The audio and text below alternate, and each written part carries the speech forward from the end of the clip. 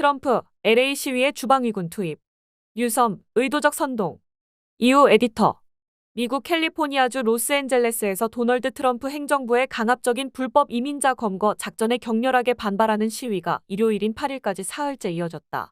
트럼프 대통령의 지시에 따라 이날 주방위군 300명이 투입됐지만 도리어 시위대가 LA 거리로 쏟아져 나오면서 충돌 위기는 더 고조되고 있다고 AP통신과 CNN 방송 등 미 언론들이 전했다. 시위대는 101번 고속도로를 막고 자율주행차에 불을 질렀으며 현지 경찰은 최루탄, 고무탄, 섬광탄을 사용하여 시위대 진압을 시도했다. 시위 도중 연방 건물 근처에 있던 자동주행 차량이 불타기도 했다. 시위대 수백 명은 이민 단속에 체포된 사람들이 수용된 LA 시내 메트로폴리탄 디텐션 센터 앞에 모여 연방 구금시설 경비를 위해 배치된 주방위군 병력을 향해 수치스럽다. 집으로 가라는 구호를 외쳤고 일부 시위대가 주방위군에 다가가자 경찰관들이 최루탄을 쏘며 해산을 시도했다. 주방위군 군인들은 헬멧과 방독면을 쓰고 곤봉과 방패로 무장했으며 총을 소지한 군인도 있었다. 이번 시위는 금요일인 6일 이민세관 단속국과 연방수사국 요원 등이 LA 도심의 의류 도매시장과 홈디포 매장을 급습해 여기서 일하는 히스패닉계 불법 이민자 44명을 체포 구금하면서 촉발됐다. 이어 토요일인 7일에도 불법 이민자들이 일거리를 구하려 모여드는 LA 도심에서 남쪽으로 약 30km 떨어진 패러마운트 카운티의 홈디포 매장에 요원들을 투입했다. 국토안보부 산하의 IC는 불법 이민자 단속 추방과 세관 무역 관련 범죄 수사를 맡고 있다.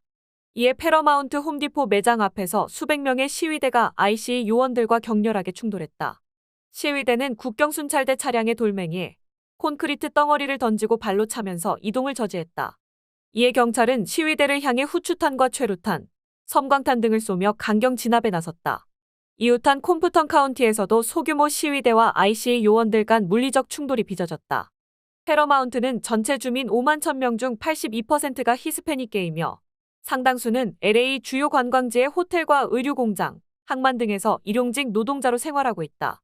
그러나 트럼프 대통령은 7일 LA 시위 진압에 주방위군 투입을 명령했다. 그는 명령서를 통해 미국 정부 당국에 대한 반란 또는 반란의 위험이 있을 때 연방군을 배치할 수 있게 한 법 조항인 미국 법전 제열권만 2406조를 발동했다. 평시에 주지사의 지시를 따르는 주방위군의 통제권을 국방부 장관에게 부여하고 주방위군 2,000명을 LA 시위 지역으로 보내 정부 기능과 자산을 보호하라고 지시했다. 주방위군은 민병대 성격의 예비군 조직이다. 연합뉴스에 따르면 이에 앞서 트럼프는 트루스 소셜을 통해 폭력적이고 반란을 일으키는 무리가 우리의 추방 작전을 막고자 우리 연방 요원들에게 몰려가 공격하고 있다면서 국토안보부, 국방부, 법무부 장관에게 LA를 이민자 침공으로부터 해방하고 이민자 시위를 끝내는데 필요한 모든 조치를 하라고 지시했다고 밝혔다. 심지어 피트 헤그세스 국방부 장관은 LA 인근 캠프 펜들턴에 주둔한 해병대가 주방위군을 지원할 준비가 됐다고까지 말했다. 급기야 8일 아침 시위 진압을 위해 LA 주요 지역 3곳에 주방위군 300명이 우선 투입됐다. 트럼프가 이번 불법 이민자 단속에 대한 반대 시위를 미국 정부에 대한 반란으로 보고 있다는 얘기다. 지역사회와 국가 모두에 봉사하는 이중적 사명을 지닌 주방위군은 자연재해, 전염병, 소요 진압 등 국내 비상사태 대응, 해외 전투 임무와 국가 방위, 마약 단속, 재건, 인도주의 지원 등의 임무를 수행하도록 돼 있다. 문제는 트럼프의 주방위군 투입 지시가 개빈 유섬 캘리포니아 주지사의 요청 없이 아니 반대를 묵살하고 강행됐다는 점이다. 미국 대통령이 해당 지역을 관할하는 주지사의 요청 없이 주방위군을 동원한 것은 1965년 린든 존슨 당시 대통령이 흑인 민권 시위대를 보호하기 위해 엘라베마주에 군대를 보낸 이후 60년 만에 처음이다.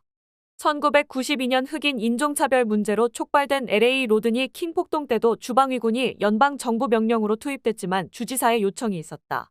민주당 소속 유섬 주지사가 시위에 제대로 대응하지 않고 있다는 게 트럼프의 구실이었다.